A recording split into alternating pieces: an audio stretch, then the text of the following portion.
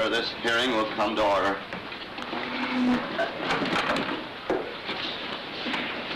Judge Hartley, my friend, I'm not on trial here. Bill Adams has made accusations against me. He's had a warrant sworn out for my arrest. This is a hearing to show you that he has no proof of anything he says. That he's trying by a cheap trick to win an election he can't win by fair play. Judge Hartley. Mr. Mayor, you'll have to moderate your tone. This is very irregular. Step one side and clear the aisle, please.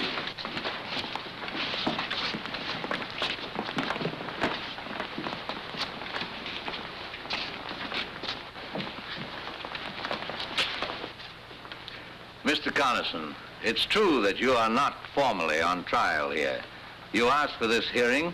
You demanded by what right we had you arrested. We're here to tell you and to accuse you of conspiring against men who honestly oppose you, of inciting a riot with reckless disregard for human safety, of abusing the office to which you have been elected by the people of this town. And these accusations we are prepared to prove. I hate to see the old boy get himself involved like this. Don't worry about the old boy now, darling. Mr. Mayor, Mr. Grant has obtained confessions from these men. They have told Mr. Grant that acting on your orders, they started the riot this morning in order to make possible Mr. Adams' arrest. They have sworn to these facts. Because of this, Mr. Grant was able to demand a warrant for your arrest. Mr. Grant swore out a warrant from my arrest. A man who doesn't even live in our town. A meddling old fool who does nothing but shoot ducks and start trouble. Jim, don't say that. I'll say anything I please. I demand to know who this man is. Who is this Joe Grant? Jim, do yourself a favor. Don't ask. That's all right, Judge Hartley. Mr. Coniston, it's not Joe Grant. It's John Josephus Grant. Where you from, Grant?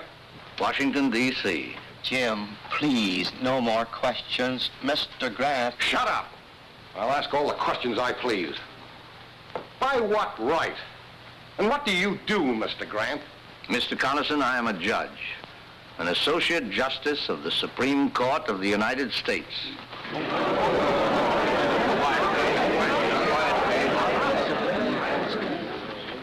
Mr. Coniston, you have asked by what right I've interfered in this situation. Do you still want an answer? Justice Grant, would you care to? No, thank you.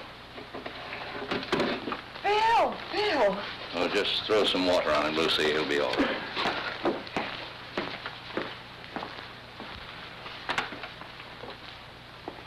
Your Honor, Mayor Coniston, it's only right that you should know why I, a stranger, have become involved in your affairs.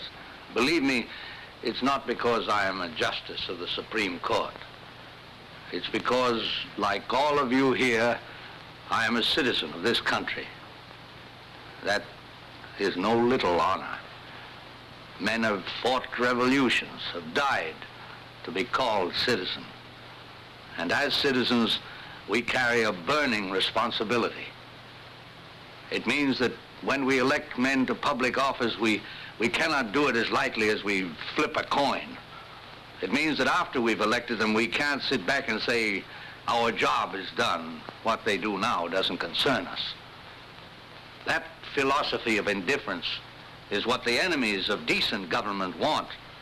If we allow them to have their way to grow strong and vicious, then the heroic struggle which welded thousands of lovely towns like this into a great nation means nothing.